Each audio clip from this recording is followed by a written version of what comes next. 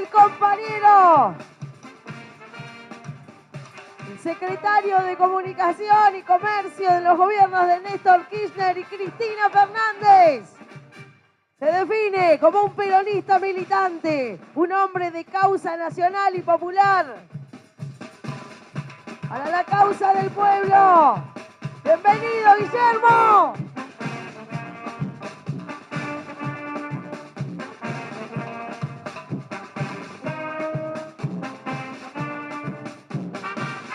Bienvenido, compañero Guillermo Moreno. Acompañado en la mesa por la compañera Carolina Bobrowski, Alejandro Gamboa.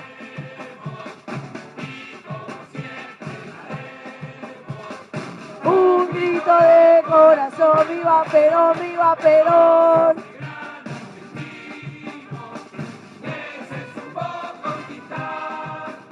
A la gran masa del pueblo, combatiendo al capital. Pero, los que antecesores y general Alfaro Varela. Bienvenido, querido compañero Guillermo Moreno. Así te recibe el sur, así te recibe Comodoro Rivadavia, querido compañero. Los días más felices ya van a volver. Ya van a volver los días más felices. Buenas tardes a todos los presentes, compañeros y compañeras, público, ciudadanos de Comodoro y de toda la provincia que se han acercado a este lugar histórico para nosotros en el marco de esta Feria del Libro a escuchar al compañero Guillermo Moreno. Tenemos que agradecerte, Guillermo, el que pises estas tierras. Pocas veces vienen dirigentes que han tenido roles en la gestión nacional y que están tan compenetrados y tan comprometidos con la causa del pueblo. Nunca dejó de ser militante, Guillermo, y eso es lo que nos inspira a todos nosotros, lo que nos inspiró a sumarnos a esta causa, nos enamoró como nadie y estamos trabajando por que el peronismo de Perón y Evita, con este libro que es el Plan Económico Peronista y luego el Plan de Gobierno, se haga una realidad para hacer feliz al pueblo de una vez por todas. Y con esta presentación también les queremos agradecer a los compañeros de Trelew, de Madryn, de Sarmiento, de Trevelin, de Esquel, de toda la provincia que se han acercado. Y desde ya, Guillermo, no se pudo en el temporal, pero Dios así lo quiso y hoy podemos decir bienvenido, compañero, a la provincia de Chubut y ¡viva Perón!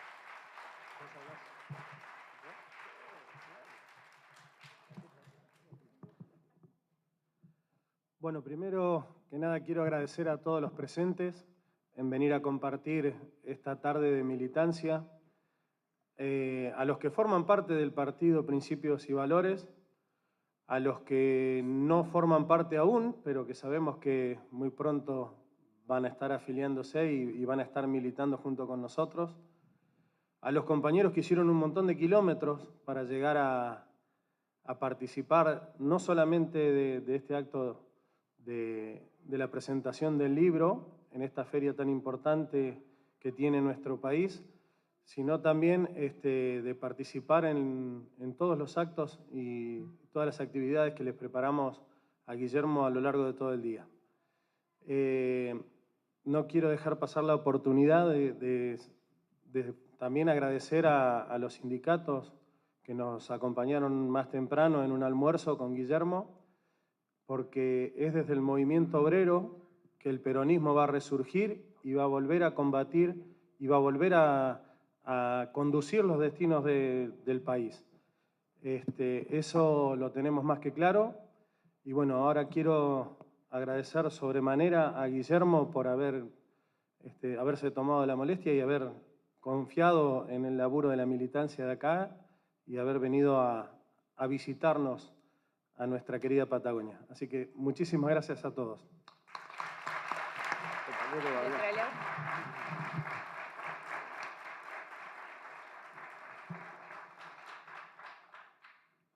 Bueno, bienvenido Guillermo a nuestra provincia. Yo soy Santiago Duá, de Trelew. Estoy militando con unos compañeros. Estamos organizando Principios de Valores en el Valle. Y bueno, 2 cositas nada más. Así que en un minutito devuelvo el micrófono. Una, bueno, que es una emoción muy grande, compartir con todos, no solamente con la mesa, sino con todos los que se acercaron a escucharte.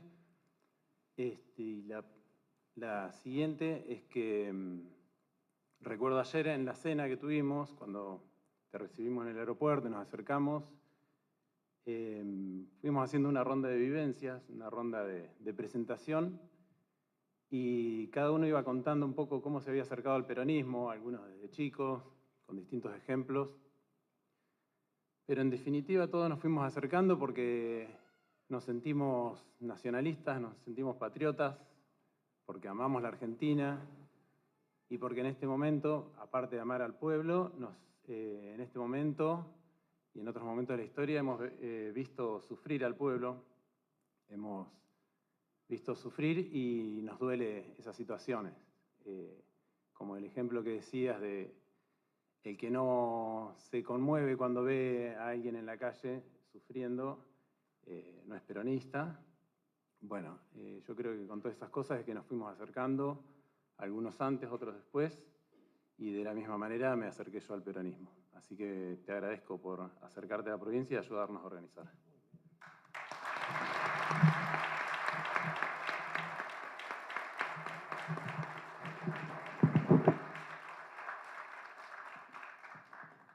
Bueno, gracias por la presencia, gracias Carolina, gracias compañero, gracias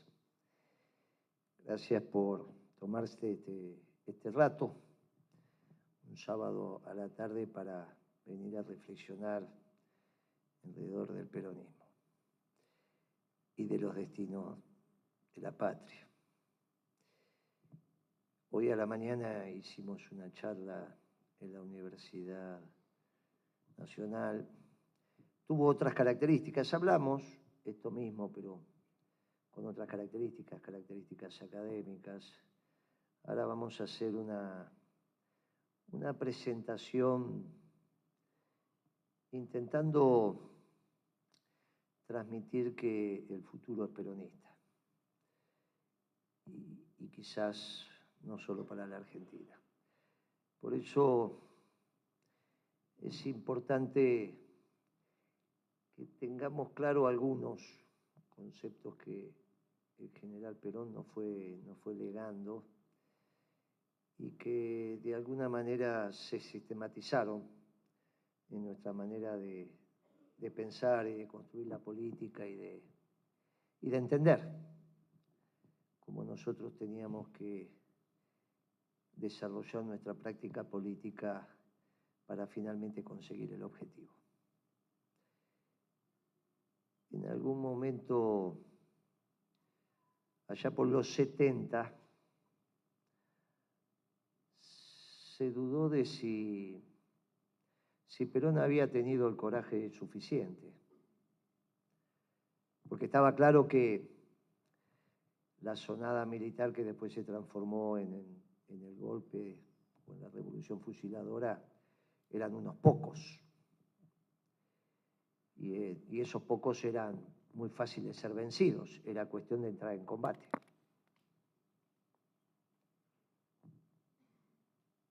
En ese momento, pero el viejo tenía razón en esto de no dar combate.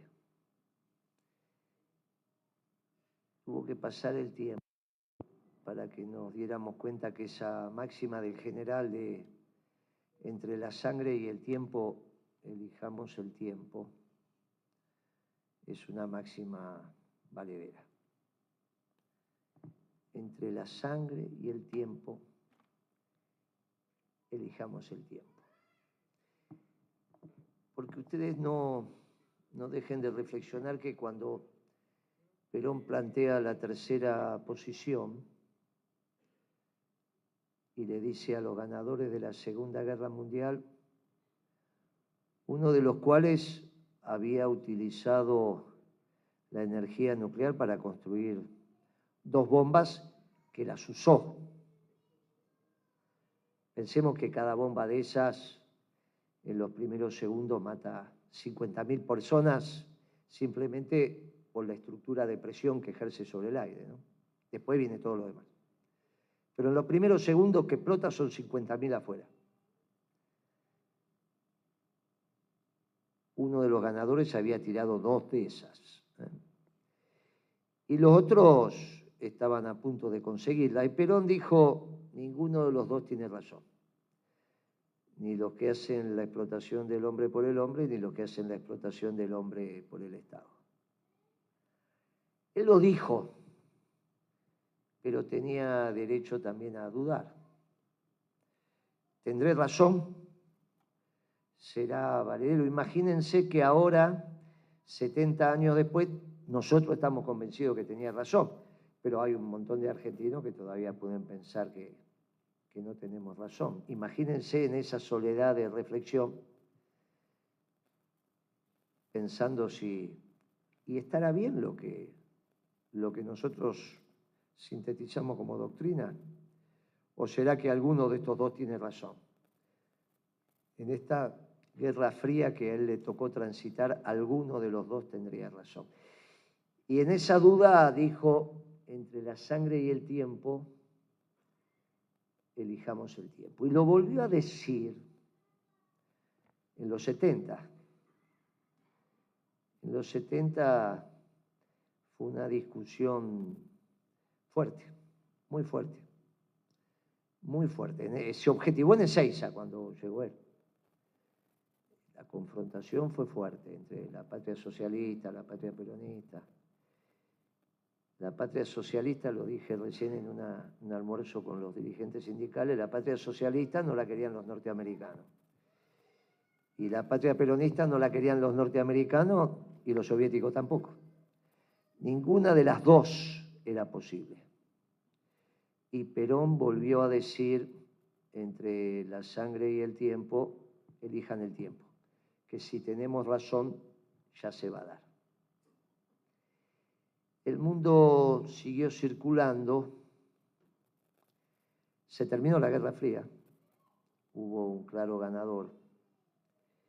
Vino un momento muy especial que se definió como globalización. Casi que todos los pueblos del mundo tenían que pensar lo mismo. Se armó algo que se llamó el Consenso de Washington, que es lo que le dio estructura teórica a la globalización. 2 organizaciones mundiales que se habían armado casi al final de la Segunda Guerra Mundial en Bretton Woods, el Fondo Monetario Internacional y la Organización Mundial de Comercio, así llamada después, primero tenía otro nombre, alcanzan protagonismo. Y esa globalización construyó una manera de pensar. El peronismo se sentía raro ahí. Una causa fundamentalmente nacionalista se veía en un mundo global donde incluso algunos teóricos planteaban el fin de la historia, ¿no? Ya está. Se terminó. El mundo va por ahí. Se terminaron las fronteras, se terminaron los pueblos con ese berretín peronista de sujetos de la historia. El mundo había encontrado su norte. Me tocó vivir eso, a algunos de los que están acá les tocó vivir eso. Era constante y permanente. Venían los dirigentes del progresismo, como Felipe González, presidente del Partido Socialista Obrero Español, y le explicaban al presidente de aquella época, Menem, que el mundo iba para ahí y que no tenía ningún sentido pensar otro mundo. En la globalización, pensar un mundo peronista o un país peronista era un absurdo contra natura. El mundo iba hacia la globalización, que en términos económicos son cadenas largas de abastecimiento. Algunos países trabajan en manufactura, otros consumen esas manufacturas. Las opciones de inversión son globales y nos ponemos donde más nos convenga de acuerdo a la evaluación del proyecto que hagamos. Era difícil ser peronista, muchachos. Nuestras concepciones básicas quedaban desordenadas. Pero el mundo siguió girando y ese mundo de la globalización también llegó a su fin. Para eso hubo razones materiales bien contundentes. Entre ellas, la tercera gran revolución que se da dentro del sistema capitalista. No digo destruyendo al sistema capitalista, no digo destruyendo, esas hay. Hubo varias. La del 17 es la más conocida en la Unión Soviética, pero después hubo en variados países. Estoy diciendo la tercera gran revolución dentro del sistema capitalista. ¿Qué llamamos una revolución dentro del sistema capitalista? Cuando algún pueblo descubre algún fenómeno que baja violentamente los costos de producción. Violentamente los costos de producción. Producir un bien más barato en el sistema capitalista tiene su ventaja. La primera de estas es la del pueblo inglés, con la revolución industrial. Esa la hemos estudiado, la conocemos. Pensemos que, hoy también la comentábamos con los muchachos, la batalla de Obligado, según reza la canción, eran 14 buques de guerra y 90 mercantes. Los importantes eran los mercantes. Los de 14 de guerra venían cuidando a los 90 mercantes. Los que venían cuidando a los 90 mercantes son los primeros buques de vapor artillados. O sea, la revolución industrial hizo que el agua caliente la metan en un motor, vapor y qué sé yo, y destruye la navegación a vela, naturalmente. Pero los primeros de esos artillados son los que vienen cuidando a la flota que traía 90 buques mercantes para remontar el Paraná y venderle a un pueblo hermano mercadería que ya utilizaba ese pueblo. No es que fueron a venderle mercadería que el pueblo hermano no conocía. Se le iban a vender más baratas, seguramente de una calidad parecida, pero más barata. Navegaban 14.000 kilómetros y la mercadería era más barata. La revolución industrial permitió eso. La revolución industrial permitió eso. Bajó violentamente los costos primos, los costos de producción. Cuando el brigadier general ordena combate, sube los costos de producción. Tal es así que no vuelven más. Si para ir a vender y cobrar tenés que entrar en combate, ¿cuál es tu costo? Y bueno, es un tema. Quizás haya sido la primera vez que el pueblo argentino entró en combate para defender su puesto de trabajo, porque era claro que lo que compraba el pueblo hermano era producción que nosotros hacíamos por Tucumán, en la zona de la Mesopotamia, algo en la periferia de Buenos Aires, y algo hacían también los brasileros desde ya. Hasta ahora la visión que teníamos de la batalla de Obligado es casi una visión abogadil. Bueno, querían navegar aguas de soberanía argentina, eso también es cierto. Pero esta explicación económica nos introduce desde un lugar distinto diciendo, caramba, a veces para proteger tu tasa de ocupación, el trabajo de tu pueblo, tenés que entrar en combate. Visto desde ahí, visto desde lo militar se perdió, visto desde lo económico se ganó. Y reflejamos que los ingleses, con un desarrollo tecnológico que después se llamó Revolución Industrial, fueron capaces de transformar a la Gran Bretaña en el taller del mundo y construir un imperio. No es un tema menor. Hay otra revolución con los norteamericanos, que es tiempo moderno, cuando empiezan a medir todos los procesos productivos. Trae problemas, pero eso bajó mucho los costos de producción. La historia del Forte ya la hemos visto. Adaptan la noria de los frigoríficos a la producción de autos. Los europeos fabricaban autos, pero el auto estaba quieto y los obreros trabajaban alrededor. 96 horas hombre para terminar un auto. Los norteamericanos, con los obreros quietos y el auto girando, dividieron por 5 las horas hombre y el costo laboral era un costo importante en aquella época. Por lo tanto, cuando los europeos se dieron cuenta de esto, ya los norteamericanos vendían autos por todos lados. Y la tercera revolución nos la tocó vivirla a nosotros, fue 2008, 2009, 2010, donde los norteamericanos son capaces de empezar a explotar una energía fósil que tenían metida entre las piedras. Encontraron la tecnología para hacer posible eso, que es vaca muerta, el shale gas, el shale oil. Eso existe desde 80, 90 años. No es que no sabían que había petróleo ahí. Una piedra pómez gigante que tiene en los reservorios, están ahí entre las piedras, metidos ahí en los intersticios de la piedra. Pero para sacarlo había que hacer explotar la piedra, que se junte, aumente la tensión, y eso, la tecnología eso no era fácil, hasta que la hicieron rentable, subió el barril de petróleo y explorar y explotar esos yacimientos se volvió rentable.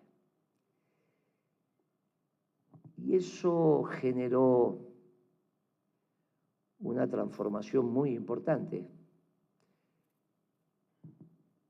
porque Estados Unidos, que tiene tecnología y que es un pueblo organizado, se estaba quedando sin energía fósil. De hecho, el mundo se entendía con los norteamericanos yendo a buscar energía fósil, petróleo, gas, fundamentalmente petróleo, y se lo llevaban a Estados Unidos por la buena y por la mala. Las guerras del mundo se explicaban porque Estados Unidos se estaba quedando sin petróleo. Y esa explicación llegó incluso hasta Irak, ya en los 90. No, fueron a buscar el petróleo. Hasta que se transforman, producto de esa energía fósil, en el pueblo que más petróleo producen y gas producen y lo usan en su propio aparato productivo. Hay otros pueblos que producen más, pero no lo usan, por ejemplo los rusos. Estos lo usan y lo producen. Y eso los puso a los norteamericanos ante una decisión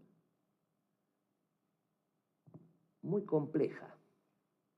Siéntanse por un momento, clase dirigente norteamericana. Ellos lideran un mundo global, el que surgió de la Guerra Fría, pero perciben que la manufactura alemana y la manufactura china le está penetrando en su mercado.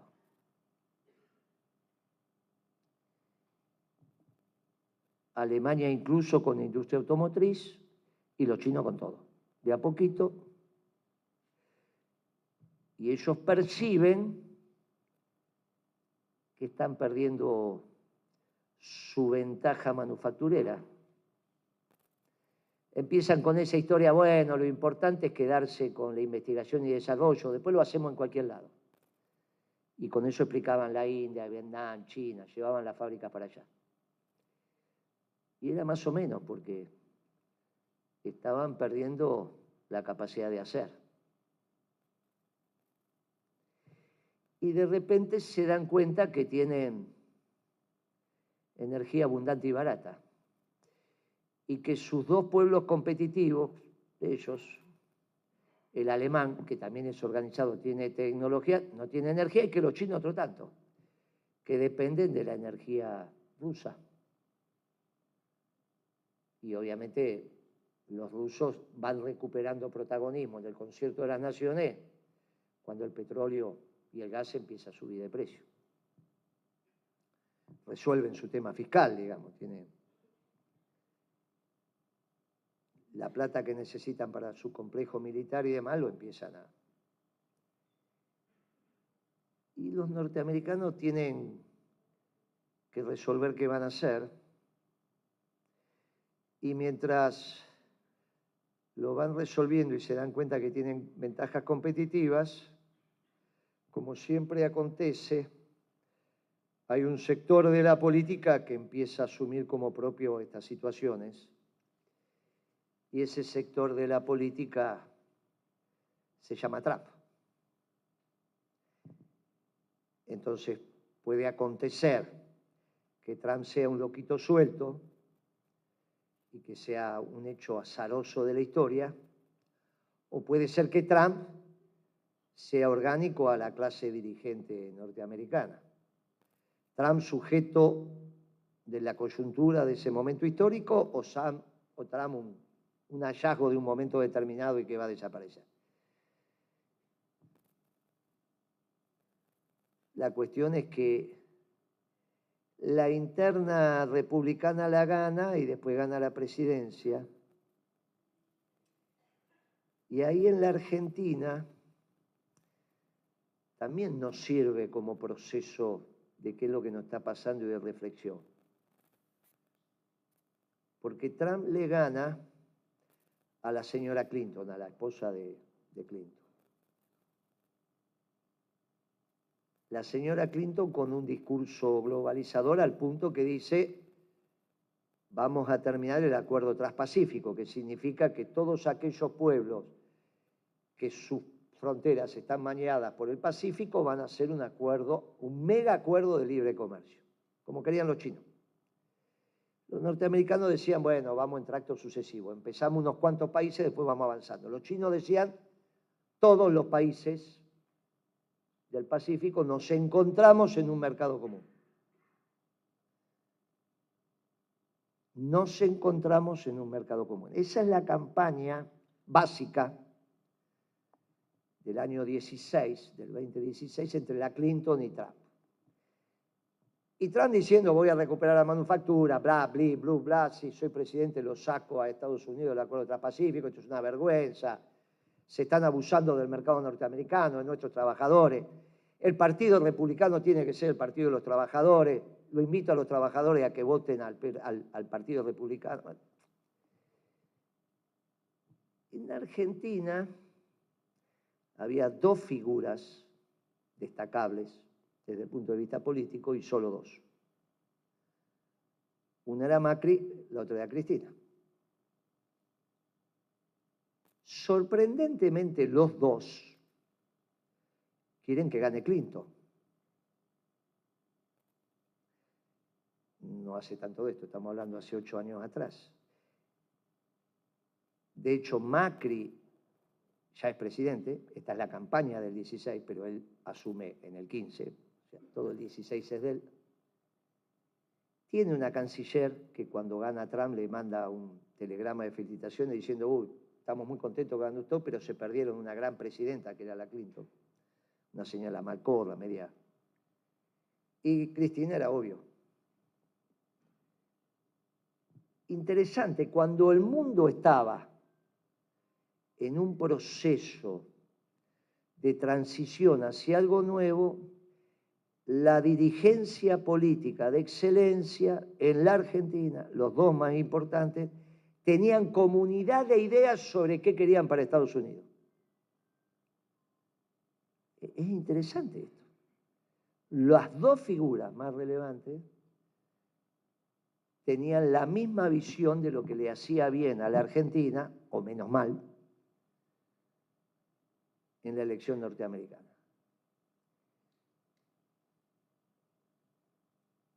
Esto es importante porque nos ubica correctamente en las contradicciones. La percepción del mundo nos permite saber cómo nos ubicamos, cómo nos alineamos y en dónde está lo principal y dónde está lo accesorio. Y no hacer de lo accesorio lo principal. Suena raro que los dos tuvieran la misma visión de Estados Unidos. Suena muy raro. Y que lo que pasara en Estados Unidos, repercutiendo en la Argentina, los dos tuvieran el mismo candidato. Ganó Trump y el primer decreto que saca, o resolución ejecutiva, como lo llaman ellos, es sacar a Estados Unidos del acuerdo transpacífico. Esa misma tarde lo asumió y lo sacó. Gana en noviembre, asume el 17 de enero, por ahí, del 17. Orden ejecutiva fuera del... Después hizo otra para sacar a Estados Unidos del NAFTA, que era el acuerdo Canadá, Estados Unidos, México. Y uno podría decir que eso tiene tanto impacto como la caída del muro de Berlín. La caída del muro de Berlín da por terminada la Guerra Fría con un ganador. Destruir la globalización cambia el mundo y la destruye. Se terminan esos acuerdos de libre comercio. Y emerge un nuevo orden internacional, donde, por lo que dije antes, el único aliado que puede tener y que respeta militarmente es Rusia. De ahí la amistad entre Putin y Trump. Le respeta los misiles nucleares. No tiene sentido una guerra con Rusia. Y no le respeta su aparato productivo porque los rusos son, con suerte, es el PBI norteamericano dividido 20. Está bien, una cosa increíble. Los norteamericanos siguen produciendo el 25% de todo lo que se produce en el mundo. Si el PBI mundial son 100 billones de dólares, ellos son 25 la facturación interna.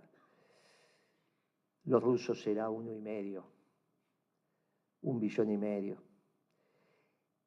O sea que están... Pero los misiles de los rusos son... Y ese portador de energía. Y a Estados Unidos no le interesa ni que Alemania ni que China tengan energía barata. Y a Putin tampoco, porque son su cliente, con lo cual es mi aliado natural. De ahí la amistad entre estos muchachos. Y cambia el mundo porque está volviendo el Made in USA. Vuelve al mundo la manufactura norteamericana, a caballo de que baja los costos porque tiene energía barata. Y al bajar los costos y competir, sobre todo con los chinos, pero también con los alemanes que le habían entrado en su zona de confort, destruye conceptualmente las cadenas largas de abastecimiento. Y como no se sabe para dónde va a ir el mundo, vuelven las cadenas cortas de abastecimiento. Che, necesito tener el proveedor. El país que entiende esto rápidamente es México. Es un ejemplo lo que está pasando con México. México hoy desplazó a los chinos como principal proveedor de Estados Unidos. Lo desplazó el año pasado y lo consolidó este año. Si yo venía acá y hace 5 años decía que México iba a desplazar a China como proveedor de Estados Unidos, me decían, es imposible, bla, bla, bla, bla, bla. Lo desplazó. Obviamente que las decisiones comerciales que está tomando Estados Unidos son muy intensas y muy fuertes. Por ahora comerciales, vamos a ver cómo sigue. con Alemania tomó decisiones militares, porque también Rusia jugó. Jugó sobre Ucrania. Si uno venía acá hace 5 años atrás y decía Europa va a estar en guerra, nadie lo creía. Europa está en guerra y tienen un miedo bárbaro. ¿Son pueblos que construyeron su historia de guerra en guerra? Sí. ¿Están acostumbrados? Sí, pero tienen un miedo bárbaro. Si alguien tiene algunos familiares, pregunta, no, tú tenemos un lío bárbaro en cualquier momento. Después, al mal tiempo, buena cara. Una cosa es ir como turista y otra cosa es sentarse a conversar con ellos en la mesa dominical y que de verdad hablen, ¿no? Que de verdad estén hablando. Es un lío, porque no saben cómo esto va a seguir. Europa en guerra es una singularidad que el viejo mundo global lo desechaba como hipótesis. Y sin embargo la estamos viviendo hace 3 años. Miren cómo ha cambiado esto. La pregunta es si este mundo que surge es favorable o contrario al peronismo. Porque si es favorable al peronismo, todo este cuento es para decir, muchachos, miren que por primera vez quizá el peronismo gobierna con el mundo a favor. Miren, no pasó nunca. No le pasó a Perón. Él vivió la Guerra Fría, las veces que pudo vivió la Guerra Fría. Sea el 46, sea el 73, en la Guerra Fría. No nos pasó a nosotros, hicimos la década ganada con el mundo en contra. Era la globalización en su auge. Menem se adaptó, lo miramos con misericordia. Hasta Felipe González le venía a decir, che, Turco, ¿qué hace con YPF? Tenés que venderla y vendérsela a Repsol. Los progres. Los progresistas, que después los encontramos en el Frepaso, venían a explicar que el consenso de Washington estaba bien. Che, vende aerolínea, vende YPF. El mundo va para ahí, déjate de joder. No fue Perón, que podía pelearse con el mundo, hay que mirarlo con misericordia. O con el beneficio de la ignorancia, que podía saber, y tenía ya 60 y pico de años, 70, que este mundo que estaban haciendo la globalización, ¿cuándo iba a durar? Para siempre.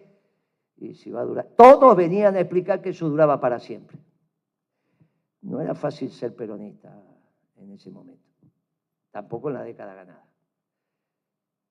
Porque hasta Lula llamaba por teléfono, o Mujica llamaba por teléfono, me llamaba y me decía, che, Moreno, ¿qué estás haciendo? El mundo, venía Mujica y me explicaba que los japoneses hacían lechuga, y que el mundo ya era global, y que la ecología, y que esto, y que bueno, que esto de Argentina industrial estaba terminado, que eran estas estupideces, que estábamos fuera. Mujica, Yo estoy contando cosas personales que me pasaron, lo mismo que con Dilma Rousseff o Lula. Cuando teníamos que defender el trabajo argentino. El progresismo se sentía muy cómodo en ese mundo global. Que como tesis y antitesis hacían que se peleaba, pero que lo construían juntos. Lo distinto éramos nosotros, pero en un mundo agresivo. Ahora ese mundo que hace prácticamente lo que nosotros hicimos, administrar el comercio y cuidar tu trabajo, y que se impuso como política a escala global, casi no hay gobierno que no cuide su mercado, hasta los franceses. Casi no hay mercado que no sea cuidado por su gobierno. Ese mundo es un mundo absolutamente distinto del que le tocó vivir a cualquier gobierno peronista. Esto es muy importante, porque o el mundo es lo que piensa Milei, o el mundo es lo que piensa el peronismo. Esto que estuvimos hablando hasta ahora no es un tema menor. Porque si el mundo va para donde dice Milei, lo que no tenemos razón somos nosotros. Si el mundo no va para donde dice Milei, lo que tenemos razón somos nosotros. Bueno, che, ¿y los radicales? Bueno, los radicales estas cosas no las piensan. ¿Está bien? No hay que... No. Estamos entre los que... Las doctrinas. La doctrina anarcocapitalista, la doctrina peronista. No, pero Milei tiene el respaldo de los poderes internacionales. ¿De quién? ¿De quién? ¿Qué poderes? La nación, después que Milei habló en las Naciones Unidas, esta semana, que termina, sacó un titular que dijo, después del discurso de Milei, la Argentina quedó aislada de Occidente. Título tremendo para un presidente que hace poquito que está. Hay que aguantar a la nación diciendo, estás aislado del mundo, siendo un globalizador extremo como es Milei. La nación no tiene claridad sobre el nuevo orden internacional. Si ustedes lo siguen, están todavía en una mezcla. Pero si el nuevo orden internacional va para donde estamos diciendo, es una extraordinaria oportunidad para la Argentina y el peronismo, porque no tenemos más que reindustrializar la Argentina, y hoy el mundo te lo permite. Lo dice Moreno, lo dice el Fondo Monetario Internacional también. El Fondo Monetario está viendo cómo sigue. Bueno, aquellos pueblos que se quieran reindustrializar, háganlo, porque las cadenas largas de abastecimiento se terminaron. Mire, tienen que haber fábricas de pilas, porque todas las pilas hoy vienen de la India. Y es un lío. Mire, ¿cómo vamos a hacer si nos quedamos sin pilas? No, ¿cómo te vas a quedar sin pilas? Por ahí nos quedamos sin pilas. Nadie sabe cómo va a evolucionar esto. Entonces, y ahí está la industria química volviendo a hacer pilas. Había una sola fábrica de pilas en todo el mundo. Todas las que ustedes conocen vienen de los mismos tachos. Moreno, que exagerado. No, era así, muchachos. Ahora, bueno, saquemos las pilas y pongamos los semiconductores. Todos los semiconductores venían de 2 o 3 tachos distintos. Ahora Estados Unidos ya está haciendo, esto están haciendo, lo otro están haciendo, todos están haciendo. Incluidos nosotros. Los nuestros lo hacemos ahí en Chascomús. Bueno, porque no había semiconductores, pararon la fabricación de autos porque no iban a salir autos, entonces bajaron la producción porque no había semiconductores, bla, bla, bla, bla, y así todo, Así todo. Vuelven las cadenas cortas de abastecimiento y nosotros somos los que tenemos que abastecer el mercado hispanoamericano. La manufactura natural de la Argentina es para Uruguay, Paraguay, Bolivia, Chile, Perú, Ecuador, Colombia. Es el lugar natural. ¿Qué pueblos tienen memoria industrial en la región? México, pero le alcanza el mercado norteamericano. Colombia tiene algo y Argentina. Iberoamericano, Brasil. Bueno, hay una discusión que tenemos que dar. Y bueno, la daremos. Pero hay un mercado natural para la manufactura argentina. Si es que optamos porque todo aquel que quiera trabajar tenga trabajo. También está la posición dentro del espacio nuestro que dice que es extraordinario que haya renta universal. Como no va a haber trabajo para todos, les regalamos plata. Como ya no hay posibilidad que todos tengan trabajo, aquellos que quieran trabajar, cuando la maestra pregunte de qué trabaja tu papá, dice, no, mi papá trabaja de la renta universal. El problema de la renta universal que destruye el saber, porque uno aprende cuando trabaja. Si no, mirémonos nuestra vida. Hoy se lo dije a los muchachos de la universidad da información. El saber te lo da el trabajo. O sea, que quieren que haya una cantidad de argentinos que no tengan saberes. Un disparate. El saber deviene del trabajo. Para los que pensamos que te ganarás el pan con el sudor de tu frente, también el trabajar es orar. Te quitan a Dios, te quitan el trabajo. Y vienen 2 temas quizá más importantes cuando te quitan el trabajo. Te hacen pasivo. Ya, ¿para qué vas a estar organizándote en el movimiento obrero? Ya no discutís la renta, ya te la mandan por correo o te la ponen en tu cuenta. A mí me gusta el pueblo que se organiza y pelea, y discute la renta nacional y finalmente te quitan la dignidad. porque el trabajo da dignidad. No es un tema menor trabajar o no trabajar en una sociedad. No es el problema del ingreso, ¿eh? No, si yo tengo plata, igual. No, pero no, muchachos. Es todo esto que estoy diciendo, el pueblo digno que trabaja. Esto es una discusión extraordinaria que estamos teniendo los peronistas. Extraordinaria. Pero para llegar a esta discusión extraordinaria hay todo un proceso de construcción intelectual que deviene de nuestra doctrina y de pensamientos profundos que tienen que ver con esos principios, del amor, la justicia, la solidaridad, el bien común. El trabajo como ordenador de la sociedad tiene que ver con tener al hombre como centro en la economía, no al capital, al hombre. Al hombre, a la mujer, y del hombre, la mujer, la familia, la comunidad. Esto es lo que estamos debatiendo. Lo estamos debatiendo y parte de este debate es el libro que presentamos en la Feria del Libro y que presentamos también en la universidad. Este libro tiene que ver con decir, che, el trabajo cumple un rol central en el próximo gobierno peronista y en la sociedad justicialista. No es que lo mismo trabajar que no trabajar. Claro, para reindustrializar el país, que hoy es posible, también se tienen que dar condiciones internas. Porque es una gesta del conjunto del pueblo que ofrece el peronismo trabajo. ¿Cómo? En el sector privado. ¿Dónde? En la manufactura. ¿Y cómo se hace? Bueno, tenemos que volver a una relación lógica y razonable entre el precio de los alimentos y los ingresos populares. ¿Qué son los ingresos populares? Sueldos, salarios, jubilaciones y pensiones. Que después de que compras la comida te sobre plata para comprar otras cosas. Eso es el mercado interno. Si después de que compras la comida no te sobra nada, que es lo que pasa ahora, no hay mercado interno. Bueno, eso se puede hacer, lo sabemos hacer. No hay inconveniente. Ya lo hicimos y lo vamos a volver a hacer.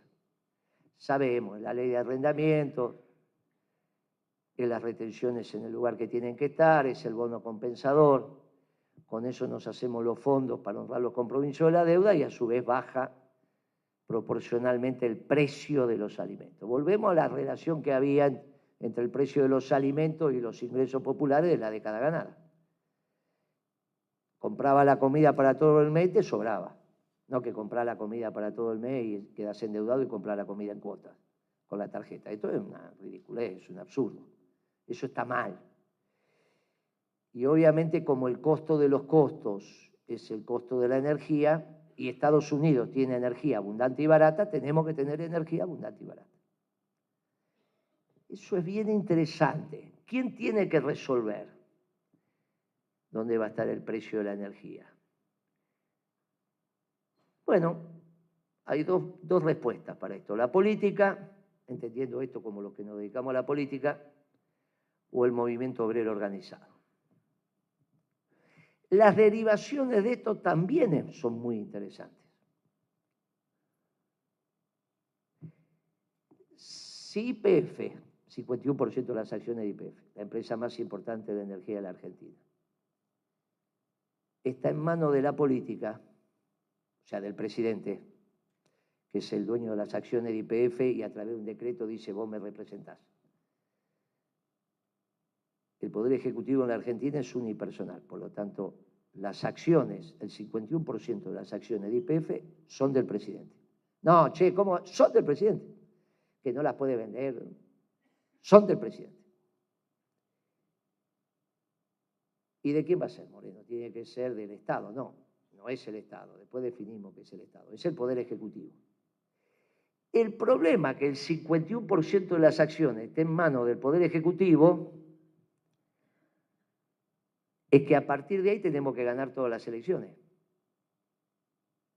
Porque si perdés las elecciones, el presidente que venga es dueño de YPF.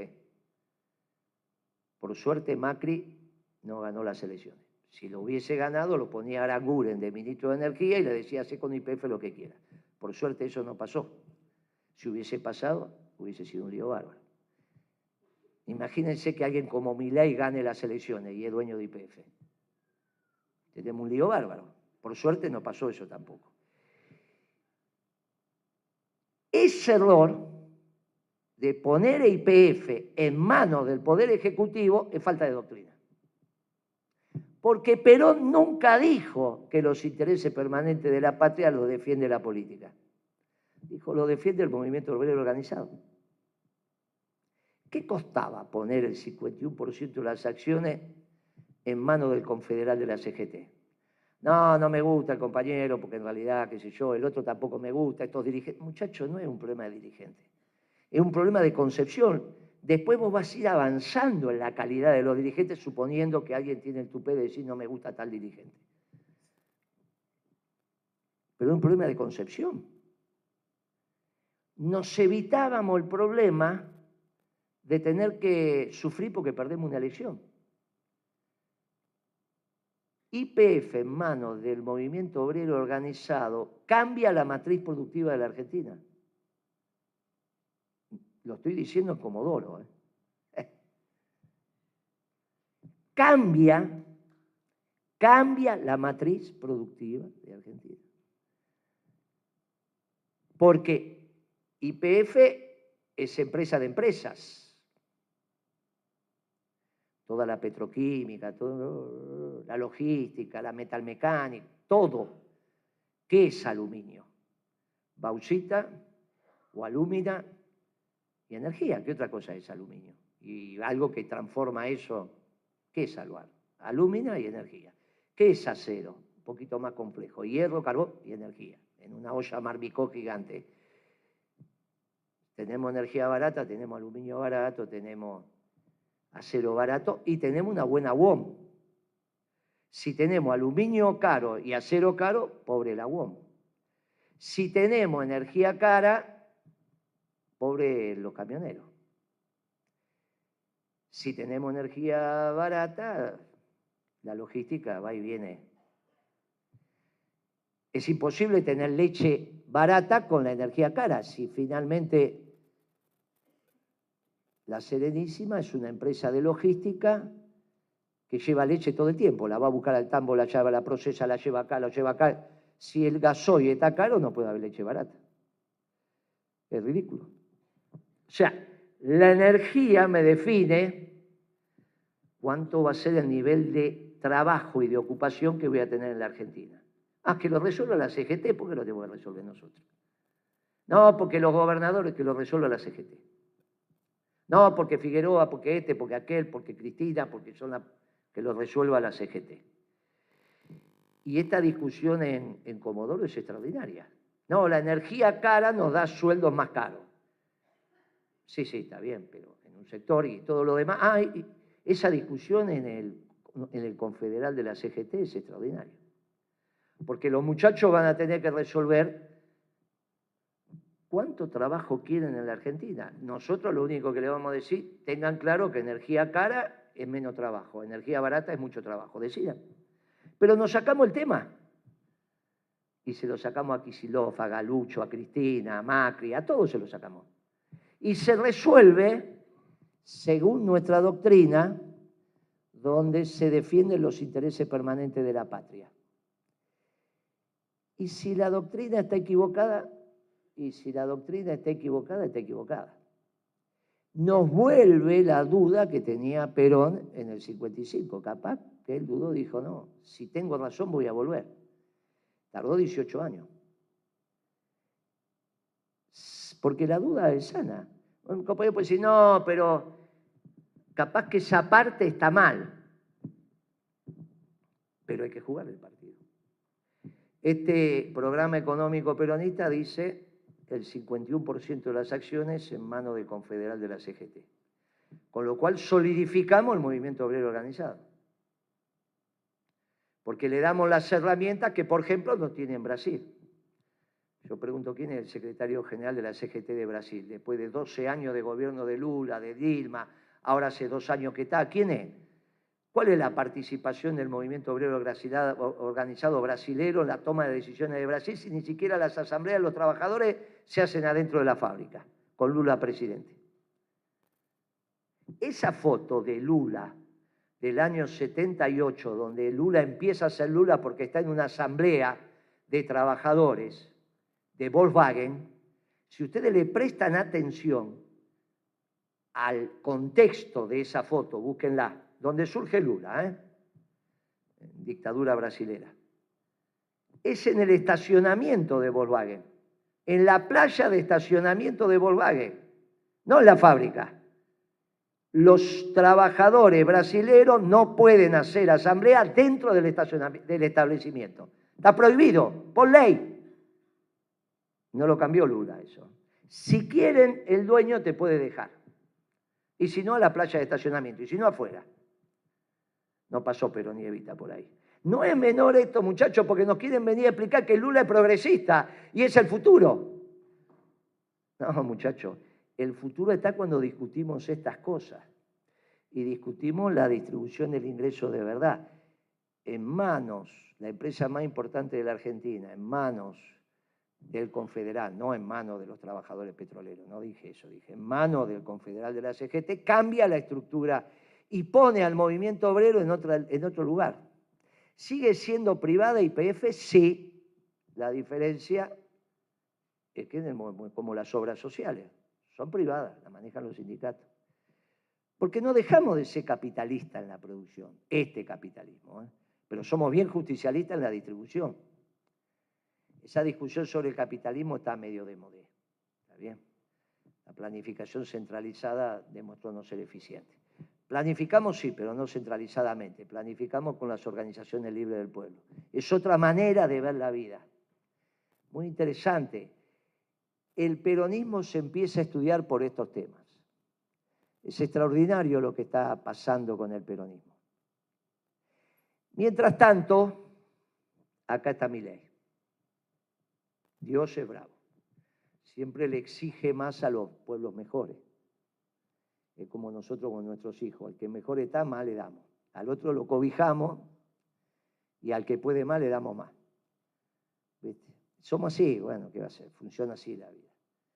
Es exigirle al que más puede. Y Dios con nosotros es bravo. En cuanto venimos a explicar que el mundo va para el peronismo, acá nos tiró a Milei. Entonces, también es responsabilidad. En el libro no está el tema Milei, sí en el plan de gobierno. El libro termina antes. Pero sí me parece que vale la pena que reflexionemos. La emergencia de Milei, el surgimiento de Milei tiene que ver con los dos últimos gobiernos que fueron muy malos. Ahora, ¿es estructural Milei? ¿Es de verdad o es una joda? Para eso vemos el mundo. Empezamos y nos expandimos, digamos, la charla en el mundo porque está esa fantasía que Milei es el mundo que viene. Que si las redes, que si esto, que si aquello. No. Milei es el mundo que es un anarquista que respeta la propiedad privada y que cree en Dios. Anarquista, cree en la propiedad privada, por eso es anarcocapitalista y cree en Dios. Tiene dos puntos distintivos con los viejos anarquistas, que ni creían en la propiedad privada ni creían en Dios. Ahora, Milei cree en Dios y eso le hizo ganar muchos votos en los mayores. Si crees en Dios, sos buen tipo. Nadie en la política hablaba de Dios, nos olvidamos de Dios. Y si cree en Dios y la fuerza del cielo y qué sé yo, es buen tipo, votémoslo. Aparte se peina raro, qué sé yo. Y se llevó un montón de votos de la tercera edad, o los mayores, o como lo quieran llamar. Ahora, Milei tiene una visión errada desde el punto de vista teológico de lo que es Dios. Esto lo pueden consultar con los rabinos. Las tres teologías monoteístas decimos lo mismo, la judía, la cristiana, la musulmana. Dios no es la primera persona del singular, Dios no es yo. Dios es la primera persona del plural. Dios es nosotros. No es menor eso. Porque al ser la primera persona del plural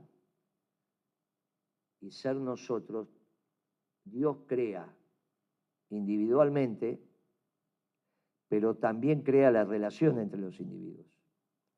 Crea el bien común. Y del bien común se deriva la justicia social. La justicia social no es creación del demonio, es creación de Dios por derivación del bien común. Al menos que crean que Dios es la primera persona del singular. Dios en la Biblia habla en plural, creamos. Padre, Hijo, Espíritu Santo, bueno, no, es que somos nosotros. En el Antiguo Testamento también habla en plural. Esto es muy interesante. Ahora, vamos, leemos la Biblia y Dios se expresa en plural, en nosotros. ¿Está equivocado? Mira, ¿qué piensa que yo? Está equivocado en pensar que la justicia social es producto del demonio. No, por eso el Papa lo aguantó varias veces y al final se cansó. Bueno, terminala. Es creación de Dios. Ahora, para nosotros los peronistas, darnos cuenta que también estamos alineados en el pensamiento del reino celestial es muy importante, muchachos, ¿eh? Porque nosotros somos cuerpo y alma, y el pueblo argentino es base material y base espiritual. Es la única doctrina que dice que los pueblos tienen base espiritual como sujeto de la historia. Cuerpo y alma, hay muchos que lo dicen del ser humano. Que los pueblos tienen alma, base material, base espiritual, y tienen base material, lo decimos nosotros solos. Tal es así que somos el único pueblo que tiene una guía espiritual, que se va. Después si es santa o no, se lo dejamos a... Pero ese no somos nosotros. No es que uno va a Francia y dice, ¿quién es la guía espiritual de los franceses? No hay. Es bien interesante la construcción que hemos hecho. Uno habla con los viejos peronistas y dice, la guía espiritual. Es la guía espiritual, o sea que reconocemos el espíritu que anida en el pueblo argentino. Es extraordinario esto. Esa doctrina es singular de la Argentina y se llama peronismo. Y esto no solo estamos alineados con lo que puede ser el mundo terrenal hacia el futuro, sino que estamos alineados con los principios celestiales. Esa para una discusión con los anarcocapitalistas, porque se habían apropiado de Dios también. Y ahora lo estamos discutiendo. Te dicen, no, mirá, vos estás equivocado. Y Milei convocó a los pibes. En un mundo injusto vino a revolucionar. Y está bien.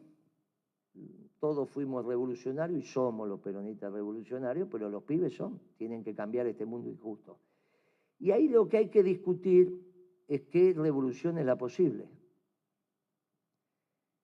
Y para un mundo que va hacia el nacionalismo, la revolución posible es la revolución peronista, que construye un mundo con justicia.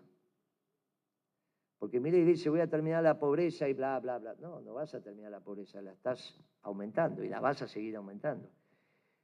El peronismo tiende, respetando la propiedad privada, ese es un error de los marxistas, pensar que para armar una sociedad justa hay que meterse con la propiedad privada. No es necesario, es un error conceptual.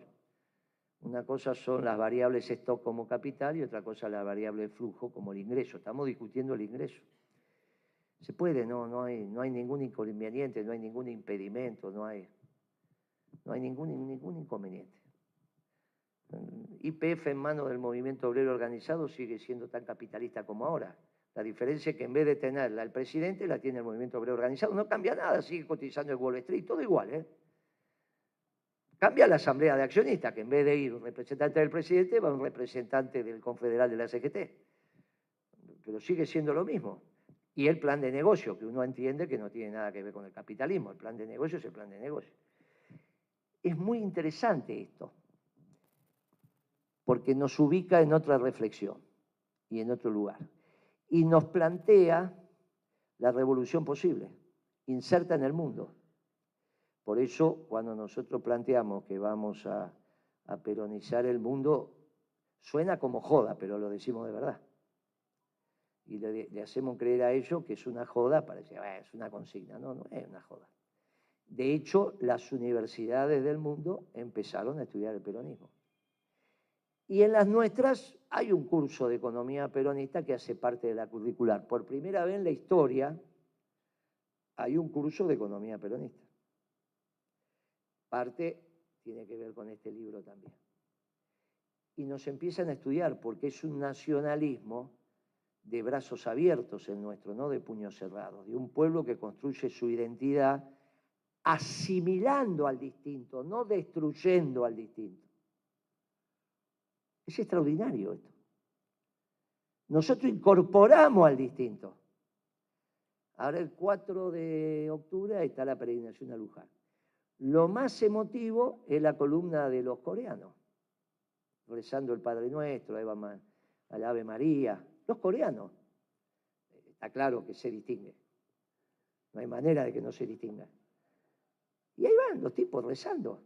Son católicos. Los coreanos. Es tremendo.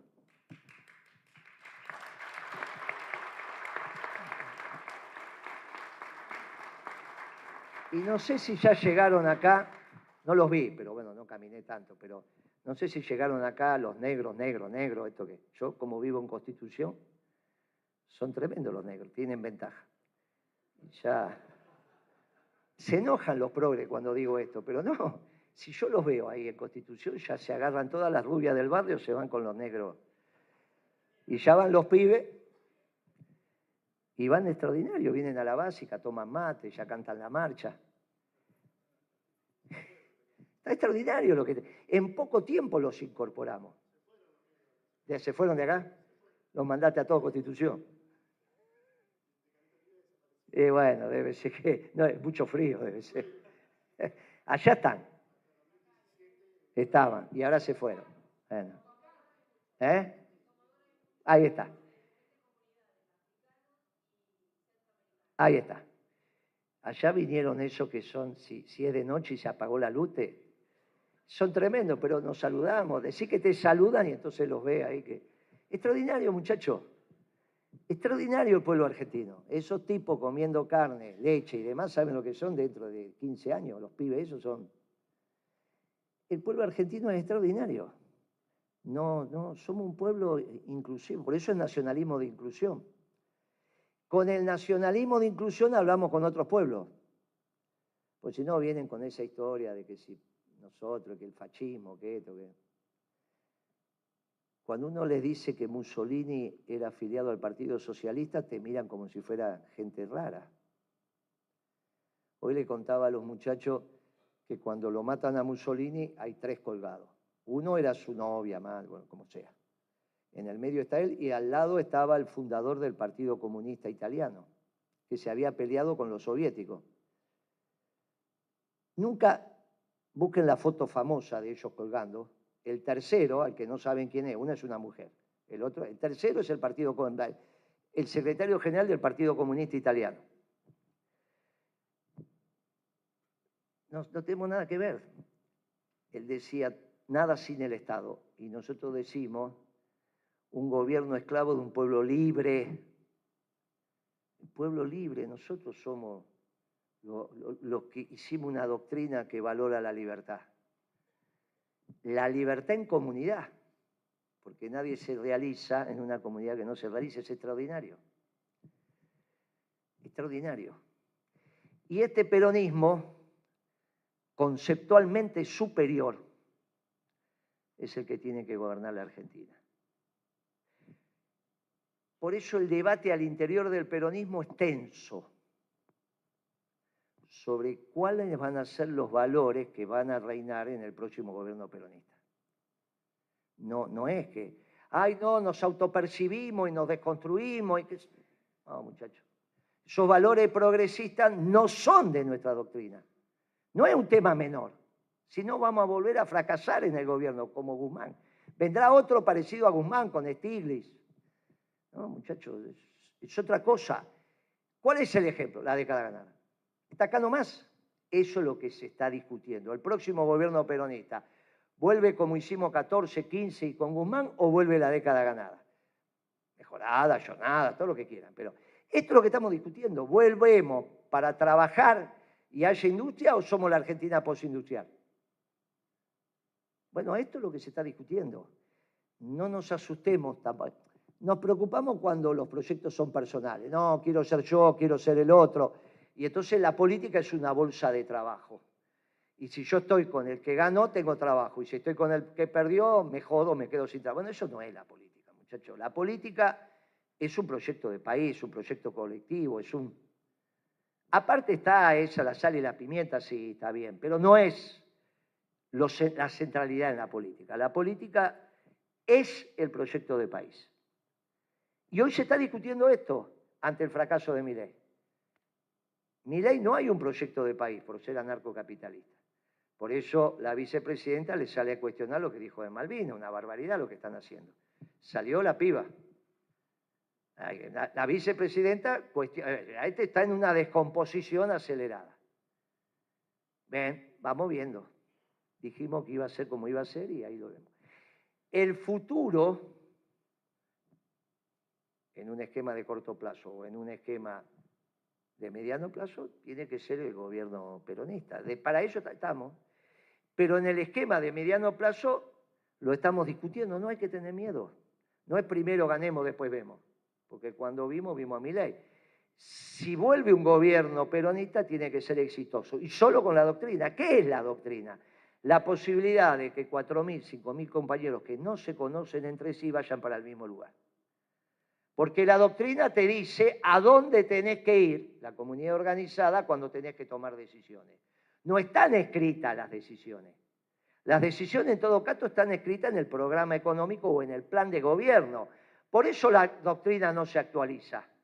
Lo que se actualiza es el plan de gobierno, que está basado en la doctrina. La doctrina es un método de toma de decisión, que está basada a su vez en principios que son verdad absoluta. El amor, la justicia, la solidaridad, el bien común. Todo eso articulado de una doctrina fantástica, el peronismo, que te permite tomar decisiones cuando estás en la gestión. ¿A quién? A la gestión municipal, a la gestión provincial, a la gestión nacional. ¿Cuántos se precisan? Miles. ¿Cómo sabes que todos van para el mismo lado? Porque tienen que ser doctrinarios. Tienen que ser doctrinarios. Si no, vas a fracasar. Por eso Perón decía, se ganan las elecciones con un frente electoral, pero se gobierna con la doctrina. Ganar una elección es cuantitativo, gobernar es cualitativo. Y esto es lo que nosotros estamos debatiendo acá. Estamos debatiendo el próximo gobierno peronista, que va a tener por primera vez un mundo que puede estar a favor. Al menos tenemos certeza que no va a estar en contra.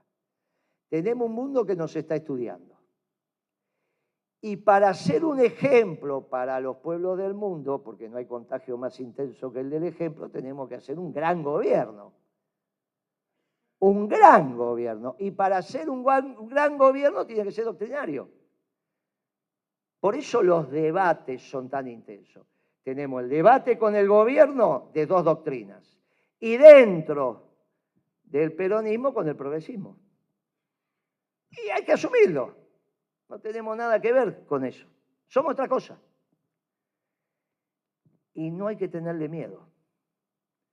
No hay que tenerle miedo. Porque lo importante es que el próximo gobierno sea exitoso.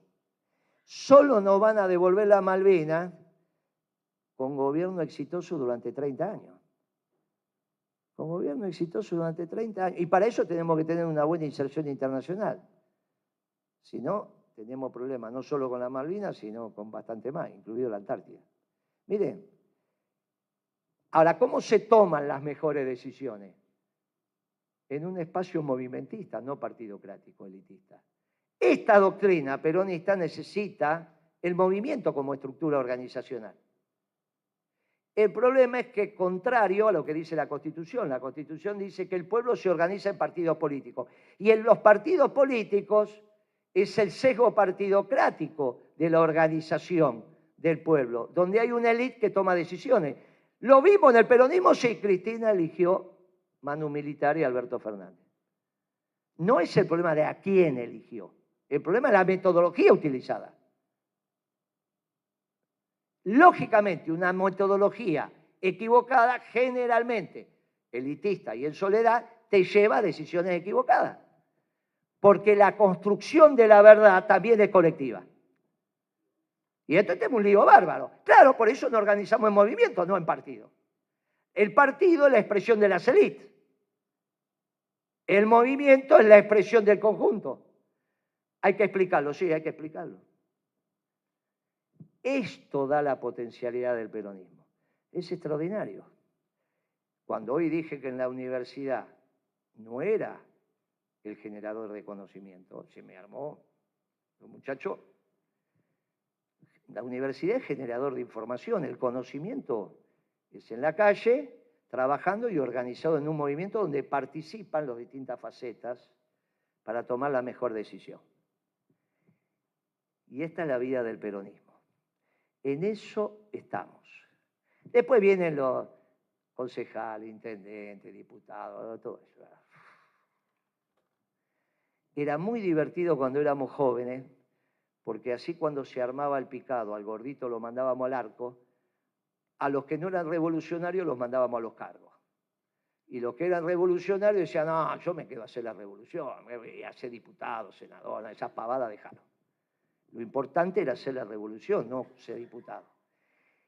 Venimos a pedirles que brote nuevamente ese espíritu revolucionario y a explicar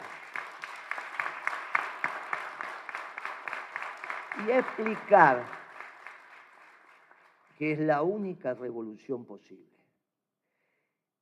Si esto lo explicamos bien con pasión y patriotismo, los pibes necesitan una patria justa, una patria que merezca ser vivida, se sienten cómodos, no es cierto que quieren ser ciudadanos del mundo, qué sé yo.